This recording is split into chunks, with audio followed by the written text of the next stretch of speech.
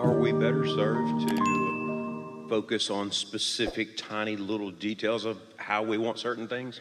Or does that actually push it further away because what a we good want question. it to be so exact? It depends on whether you're under the influence of source or not. If you're under the influence of source, the more detail, the sweeter it tastes. If you're not under the influence of source, the more detail, the more you want to spit it out. Isn't that true? It's sort of like knowing when to push on the gas. Once you got control of the vehicle, then go really, really fast. But until you've got control of it, slow down and get control of it. And so the rule of thumb is the better you feel, the more detailed you want to be. The worse you feel, the more you want to go general with it. You see, the details have already been identified by you. Your vortex, there's enough in it to keep you busy for 20 or 30 lifetimes. And while you are continually adding to it, that vortex is ripe and ready to begin delighting you. It's time for you to cash in your chips. It really is.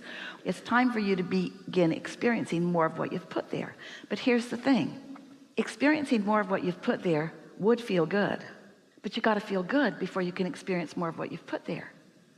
But experiencing more of what you've put there would feel good. But you got to feel good before you can experience more of what you've put there. And so when you start doing whatever you do for the feeling in it, rather than for the result, and that's what's tripping you up in this question, because in your impatience about how long it's taking, there is evidence of resistance that makes us want to say, that's why.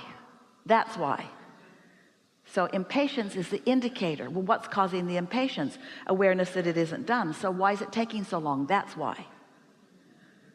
But wouldn't I be crazy if I didn't have some awareness of where I stand? Well, it's a wonderful thing to have awareness of where you stand, but you've got to be clear about where to put the emphasis. In other words, what's dominant? This is the question that you're helping us to ask. And this is a question that as you reach for the answer of it will serve you extremely well. So the question is, what's dominant in my vibration, my desire or my belief?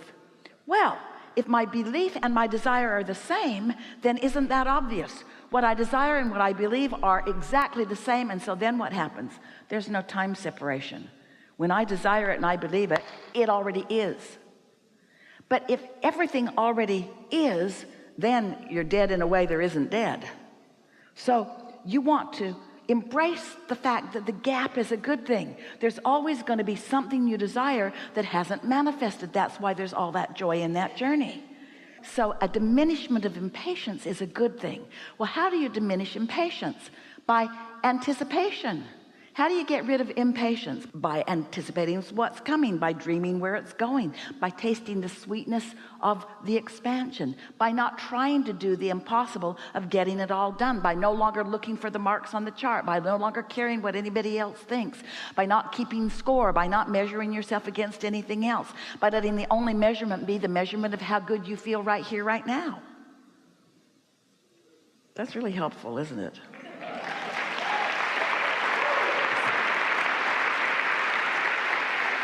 If we were in your physical shoes and we were just beginning to understand this, we would play that game. We would make a list. Esther remembers in Tucson, it was 1981 or 2, they had just moved to Tucson, and there were lots of saguaro cactuses, the ones that stand out in the desert and look scary in the night. And they're big and they're magnificent. And Esther said, ooh, I would like to take some of those home. And Jerry said, you just can't move those. You have to get a permit. They don't let you just take them home. And Esther said, anyway, how would you take it home? It doesn't even look possible. And they turned the corner. Now they'd been there for over a year. They turned the corner and someone was moving one on a big saguaro moving contraption. And Jerry said, instant answer to your question. An instant answer to your question. So then Esther's thought, was the answer already there? So Abraham conjured the question in us just to make us feel good? Did Abraham know that when we were going to turn the corner, we were going to have an answer to a question that we hadn't thought of yet? Well, yes, a little bit. And this is what we want you to hear from this. The problem and the solution happen simultaneously. The question and the answer happen simultaneously. when you create a problem, you are creating a solution. The question is, are you problem-oriented or solution-oriented? Are you in the receiving of the answer mode, or are you still asking the question mode? And both are good. Both are good.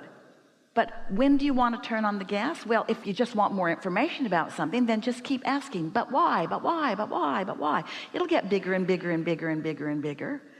Feel your way through this, you say. We would like to zap every one of you with an understanding that you stand in perfection right here and now, no matter how it looks to you or anyone else, because we've seen the effect of your life that has been causing that. And if we could just get that point across to you in a way that you could just sort of let go of your self-judgment that holds you back from all that you have become, then life would be sweet right now. But you know what? Life is never sweeter than when it's not been so sweet. Just like a meal never tastes so good than when you've been a little hungry for something. In other words, the contrast is just serving you enormously well. We agree with you. We think you are doing so well, but we also know that you are a magnificent and really particular creator. And we also know you will never get it done. And so the question that you've brought to this forum is, how can I be satisfied in my incompletion? How can I be thrilled about my flaws? And the answer to that is by understanding that the incompletion causes the completion, that the not knowing causes the knowing, that the confusion causes the clarity, and that it all mixes together, and that it's all a good thing. And what then happens is, as you discover your willingness to be really nice to yourself in that mix of vibrations, then you discover the deliciousness of being able to feel good about all others. The way you feel about society in general or at large is really the way you feel about yourself. If the world feels like it's beating up on you, then you got some stuff going on. The world isn't beating up on you, you are. The world isn't letting you down. You are just not letting in what's already been offered to you, you see. And so we are eager about the shortening of that gap for you, just because of this conversation, the shortening of that gap, because you're on the brink of so many things that you've been wanting for a while, that you, for unnecessary reasons, have been holding yourself apart for, and mostly out of your concern of how it appears to others. That's sort of the plague of a good teacher, and you are. The plague of a good teacher is this: you feel like you have to be the perfect example. You can't ever be the perfect example. The most common letters that Esther receives are, oh, thank you so much for all of the things that you keep screwing up in your life that give Abraham stories to tell, that give me hope in my life. And the other letter that comes in equal quantity is, if after all these years you can't get it, what chance do I have?